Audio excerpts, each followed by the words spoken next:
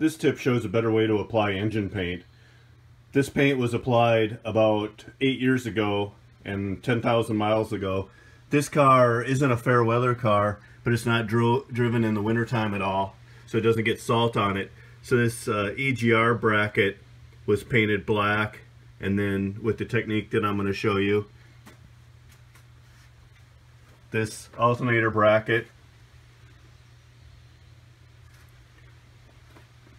it hasn't stood up quite as good as the other bracket, the EGR bracket. And this crossover tube, the coolant crossover tube, was painted at the same time that I did the intake. So take a look at the bolts. Here's one bolt. That's not bad for being painted and then installed. That's silver engine paint. A couple more bolts. I can get you another view around the bolt.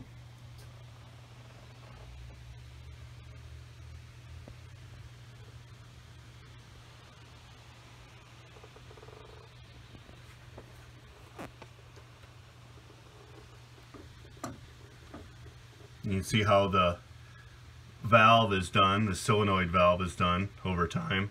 Not quite as well as my painted objects. Here are the steps to a great paint finish. A finish that's stronger and more durable than engine paint alone. Step 1, prepare the fastener or part to receive paint. Step 2, paint the part. Step 3, warm the part in stages. Okay, let's get into the details. I'll show you what I mean for each of these steps. Let's take a closer look at step 1. To prepare the fastener or part for paint. If the part is new, clean it with lacquer thinner. Even the oils on your hand will cause a problem with the paint sticking to the part. But most new parts come with a light coat of oil on them, so if you clean it with lacquer thinner, you'll take that coating off and you'll make sure that the surface is ready for paint. Now if it's an old part, you want to get the rust and all the dirt and debris and oil and grime off of it, so I recommend you media blast it and use your sandblast cabinet or your sandblast bucket outside. Either one will work, but blast it until it's a white metal. This is what they look like coming from the sandblast cabinet. That's what they should look like getting ready for paint if you're going to use engine paint on them. They're to SSPC 10 or like a white metal. That's a really good finish for applying paint to.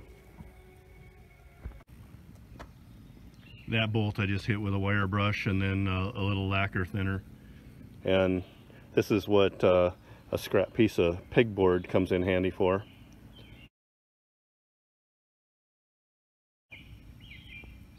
Spray paint that silver.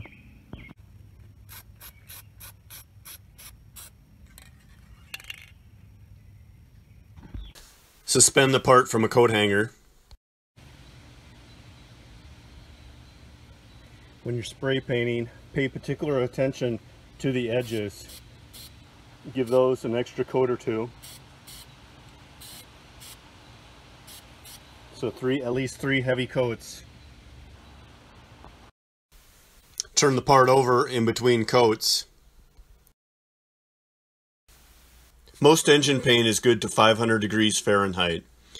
When the part is on the engine heats the part and forms a durable finish with the paint.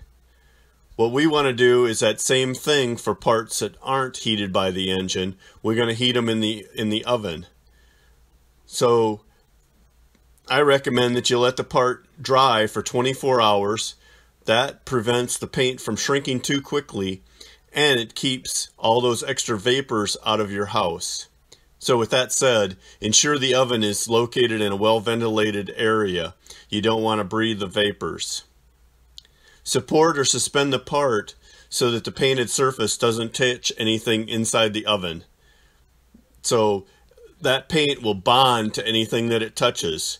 So I've suspended my part from a deep well socket before, and the socket was bonded to the part so hard that it was hard to get off. That's what kind of a finish that you're going to be producing. So Heat the part in your oven in 3 stages. First, at 150 degrees Fahrenheit for 30 minutes. Then increase the temperature to 200 degrees Fahrenheit for 30 minutes. Then, the final stage, heat the part at 250 degrees Fahrenheit for 30 minutes. Turn off the oven and just let the part cool in the oven.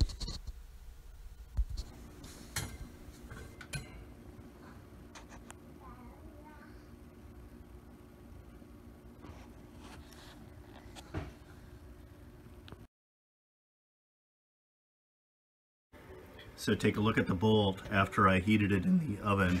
So it's got engine paint on it, silver engine paint that's been heated at 250 degrees for about a half an hour. See how the paint has shrunk down. You can clearly read the letters. I should have applied a couple more coats of paint. See how it's kind of weak on the edges. That's the tip.